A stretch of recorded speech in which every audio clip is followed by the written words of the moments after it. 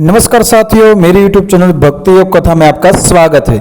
आज हम बात करेंगे दशहरा विजयादशमी के बारे में। हर साल सितंबर के महीने के आगमन के साथ वर्षा ऋतु की घटाएं धीरे धीरे छटने लगती है। मूसलाधार वृष्टि का स्थान हल्की फुहारें ले लेती है और धूमिल मलिन आकाश का रंग हल्का नीला और निर्मल होने लगता है। ऐसे में सारे वातावरण में एक नई आशा और उमंग का संचार हो जाता है और लोग बड़ी उत्सुकता से उत्सवों की बाट जोड़ने लगते हैं। इनमें पहला उत्सव है दशहरे का, जो लंका के राजा रावण पर अयोध्या के राजा राम की विजय के उपलक्ष्य में मनाया जाता है। अनेकों दूसरे त्योहारों की तरह दशहरा भी बुराई पर अच्छाई की विजय के प्रतीक के रूप में पूरे भारत में मनाया जाता है। यह उत्सव 10 दिनों तक चलता है, जिनमें से पहली 9 रातें कई क्षेत्रों में दुर्गा और कई क्षेत्रों में लक्ष्मी या सरस्वती को समर्पित होती है। उत्तर भारत में 10 दिन रात के समय रामायण की प्रमुख घटनाएं रामलीला के रूप में दिखाई जाती हैं, जिनका अंत रावण के अंत के साथ होता है। अपने प्राचीन महाकाव्य रामायण की कहानी से हम सब भली भांति परिचित हैं। लंका का राक्षस राजा रावण सीता को हर कर ले गया था। मर्यादा पुरुषोत्तम राम तथा उनका छोटा भाई लक्ष्मण सीता का उद्धार करने गए। वानर सेनापति हनुमान ने वानरों और बालों की सेना के साथ उनकी सहायता का बीड़ा उठाया। पूरे 10 दिन कर भयंकर युद्ध हुआ। अंत में रावण का बेटा मेघनाद और उसका भाई कुंभकर्ण और फिर स्वयं राजा रावण भी मारा गया और रामचंद्र जी विजयी हुए। सीता का उद्धार हुआ। राम और सीता के पुनर्मिलन के साथ चूंकि उनके वनवास की अवधि समाप्त हो चुकी थी, इसलिए वे सब अयोध्या लौट आए। सारे उत्तर भारत के गांवों और कस्बों में इस त्योहार पर बड़ी धूमधाम होती है और राम कया के प्रसंग रंगमंच पर प्रस्तुत किए जाते हैं। रावण या उसकी राक्षस सेना की हार के साथ यह उत्सव समाप्त होता है। प्रतिवर्ष रामायण की कथा को रंगमंच पर प्रस्तुत करने को रामलीला कहते हैं। वर्षा ऋतु समाप्त होते ही जब फसल कटकर घरों में संजोत कर रख ली जाती है, तब सब लोग रामलीला की तैयारी में जुट जाते हैं। गांव में पंचायतें अपनी स्थानीय रामलीला के लिए घर घर से चंदा एकत्र करती है। इसके बाद मंडली रामलीला में भाग लेने वाले अभिनेताओं को अभ्यास कराती है। वेशभूषा और रंगमंच का साज सामान जुटाना शुरू करते हैं, जैसे वानर और भालू सैनिकों अथवा राजा रावण की सेना के राक्षसों के लिए मुखौटे, धनुष, बाण आदि गांव के मैदान में मंच बनाया जाता है। प्रतिदिन सायंकाल की बेला में रामकथा के प्रमुख प्रसंगों को मंच पर प्रस्तुत किया जाता है और अंतिम दिन बांस और कागज से बने रावण, मेघनाद तथा कुंभकर्ण के पुतले जलाए जाते हैं, जिनमें ढेरों पटाखे भरे होते हैं। आग लगते ही पुतले धधक उठते हैं, पटाखे चटपट चटाते हैं और एक अद्भुत वातावरण उत्पन्न हो जाता है। अंत में रावण, मेघनाद, कुंभकर्ण के ये भीमकाय पुतले धराशायी होकर राख के ढेर बन जाते हैं। इस तरह एक बार फिर मर्यादा पुरुषोत्तम के हाथों दुष्ट दानवों का दमन होता है। बड़े नगरों में रामलीला के लिए प्रत्येक बस्ती में अलग अलग स्थानीय समिति होती है, जो रामलीला के लिए धन एकत्र करती है। बस्ती के लोगों में से ही रामलीला के लिए अभिनेता चुने जाते हैं। हालांकि आजकल राम, रावण और हनुमान की भूमिका के लिए प्रसिद्ध वेश्वर अभिनेताओं को भी बुलाने की प्रथा है। स्त्रियां रामलीला में भाग नहीं लेती और सीता तथा अन्य स्त्री पात्रों की भूमिका वे किशोर निभाते हैं, जो प्रायः घाघरा साड़ी धारण करने और बनाव श्रृंगार में रुचि रखते हैं। दुष्ट राक्षसी शूर्पणखा की भूमिका करने में इनकी खास दिलचस्पी होती है। अपने मुंह पर तरह तरह के रंग लगाकर वे अपना रूप अत्यंत भीषण और विकराल बना देते हैं। दिल्ली में दशहरे के अंतिम दिन के उत्सव ने राष्ट्रीय महत्व ग्रहण कर लिया है। रामलीला के लंबे चौड़े मैदान में उस दिन की धूमधाम तो बस देखते ही बनती है। रावण, मेघनाद और कुंभकर्ण के भीमकाय पुतले 120 फुट से 150 फुट तक ऊंचे होते हैं।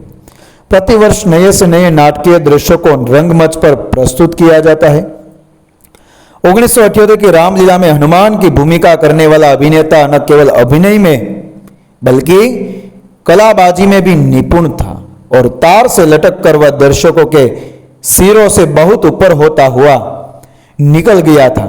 चाहे हम गांव में रहते हो या शहर में, हम सब रामलीला में रुचि लेते हैं और अक्सर इसमें भाग भी लेते हैं, परंतु हमसे से कुछ ही लोगों को सर्वोत्तम रामलीला देखने का सुअवसर मिला होगा। और यह रामलीला वाराणसी के निकट गंगा के पार रामनगर में होती है। रामनगर की रामलीला वास्तव में बड़ी विलक्षण रामलीला है। इस लीला का स्वरूप नाटक से अधिक एक धार्मिक उत्सव का होता है जिसमें हजारों लोग भाग लेते हैं। यह रामलीला 30 दिन चलती है। इसका आरंभ लगभग 100 बरस पहले बनारस के राजा ने किया था। बनारस के राजा के उत्तराधिकारी आज भी नगर के किले में रहते हैं और इस प्राचीन परंपरा को निभाते चले आ रहे हैं। रामनगर की रामलीला कवि और संत तुलसीदास जी की रामायण के आधार पर की जाती है। तुलसीदास जी का काल 16वीं शताब्दी है और उनकी रामायण का नाम रामचरितमानस है। रामचरितमानस यानी तुलसी रचित रामायण वाल्मीकि की संस्कृत में लिखी रामायण पर आधारित है और इतनी लोकप्रिय है कि घर घर में इसका पाठ होता है। रामचरितमानस की चौपाइयां लिग सस्वर पढ़ते हैं। तुलसी राम के परम भक्त थे। चौपाइयों में उन्होंने एक तो रामायण की क्या लिखी है, दूसरे इसमें तुलसीदास जी के उदात्त ऊंचे विचार भी हैं। रामचरितमानस की चौपाइयां इतनी मधुर है कि सुनने वाले भाव विभोर हो उठते हैं। रामनगर की रामलीला के आरंभ में प्रस्तावना होती है जिसमें देवतागण भगवान विष्णु की स्तुति करते हुए विनती करते हैं कि दुष्ट राक्षस राज रावण के पाप कर्मों से इस धरती का उद्धार हो। विष्णु अपना देवी कर्तव्य निभाने के लिए राजा रामचंद्र का अवतार लेते हैं। रामलीला के विभिन्न प्रसंग रामनगर के भिन्न भिन्न भागों में अभिनीत किए जाते हैं। जैसे किले के बाहर अयोध्या नगरी में राजा दशरथ की राजसभा बनाई जाती है। इसके उपरांत जब राम को वनवास मिलता है तो राम, सीता और लक्ष्मण उस यन में जाते हैं जो किले से काफी दूर ग्रामीण अंचल में है। और जब तपस्वियों के वेश में वे अयोध्या से निकलते हैं तो सारी दर्शक मंडली उनके पीछे हो लेती है और रामायण इस प्रसंग को चौपाइयां गाते हुए चलते हैं। लंका का प्रसंग रामनगर के लंबे चौड़े मैदान में प्रस्तुत किया जाता है। इसी मैदान के कोने में अशोक वाटिका बनाई जाती है जिसमें सीता बंदी बनाकर रखी जाती है। जिस तरह लीला स्वत बदलते हैं उसके साथ साथ दर्शक भी एक स्थल से दूसरे स्थल पर जाते हैं। यदि किसी दृश्य में रथ को खींचकर ले जाना होता है, जैसा कि उस समय का दृश्य है जब राम दल बल सहित उड़न खटोले में बैठकर अयोध्या लौटता है। क्योंकि रामलीला में उड़न खटोले को आकाश में उड़ते हुए नहीं दिखाया जा सकता, इसलिए उसे गाड़ी पर ले जाया जाता है। तो दर्शक भी हाथ लगाते हैं और उड़न खटोले को लंका से अयोध्या तक खींचने हुए ले जाते हैं। रामलीला में युद्ध के दृश्य देखकर तो दर्शक उत्साह से भर भर उठते हैं। कल्पना करो कि एक विशाल मैदान है, उसके मध्य एक बड़ा सा रंगमंच है।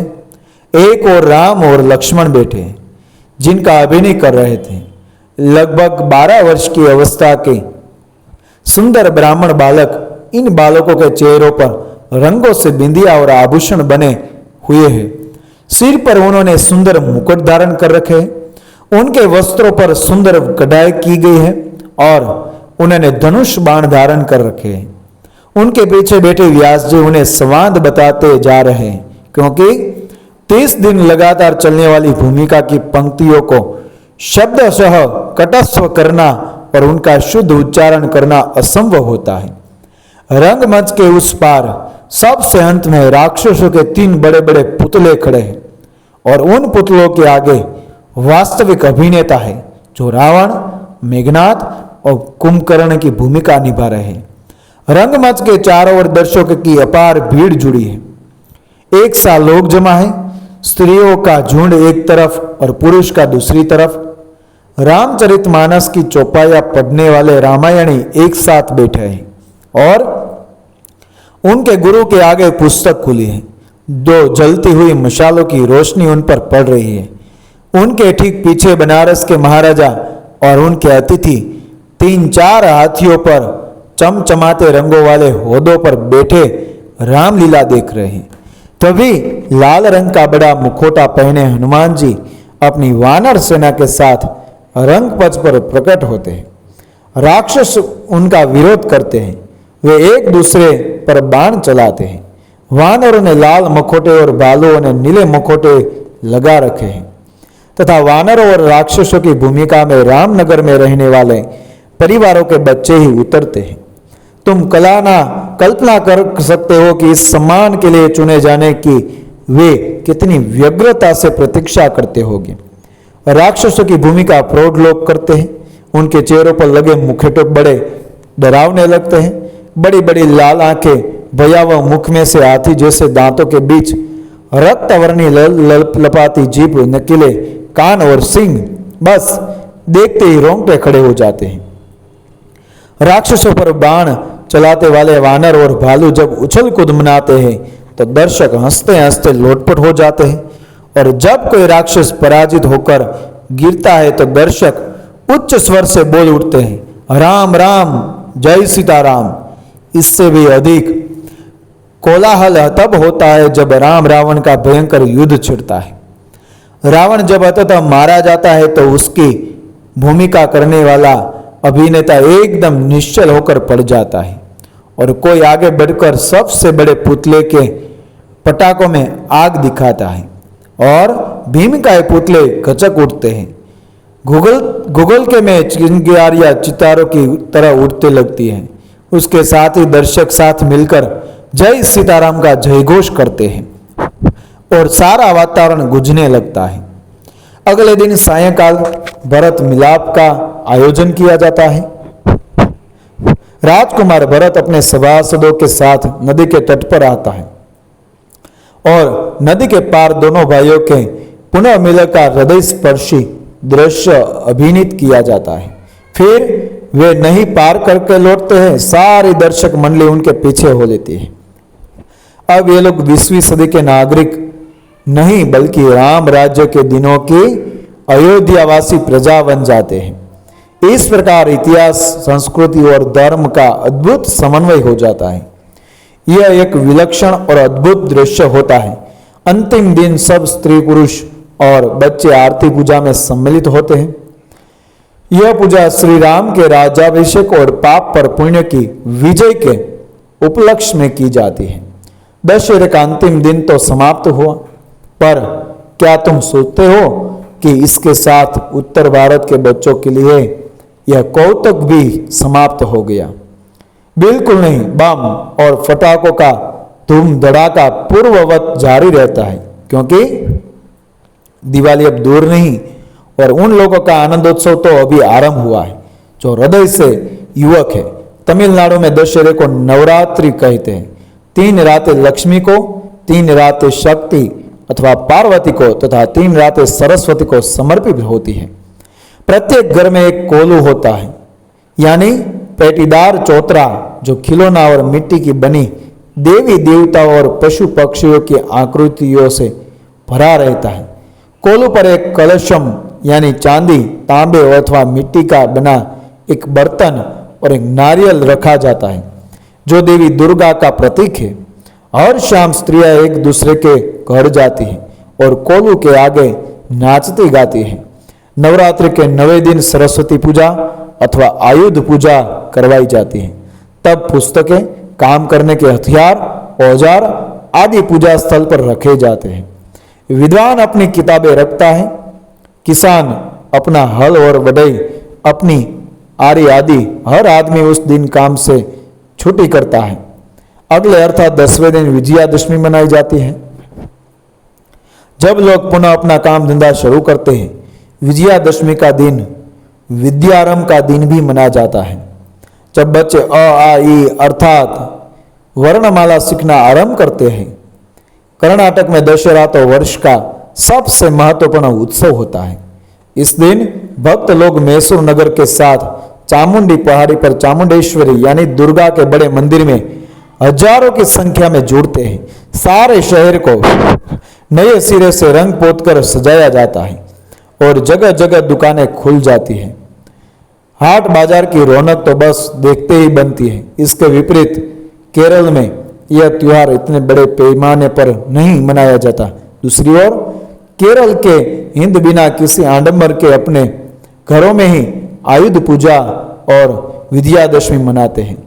साथियों, कहानी अच्छी लगी तो मेरी चैनल को सब्सक्राइब करें। मिलते हैं अगली कहानी के साथ। जय श्री राम, राधे राधे, जय श्री कृष्ण।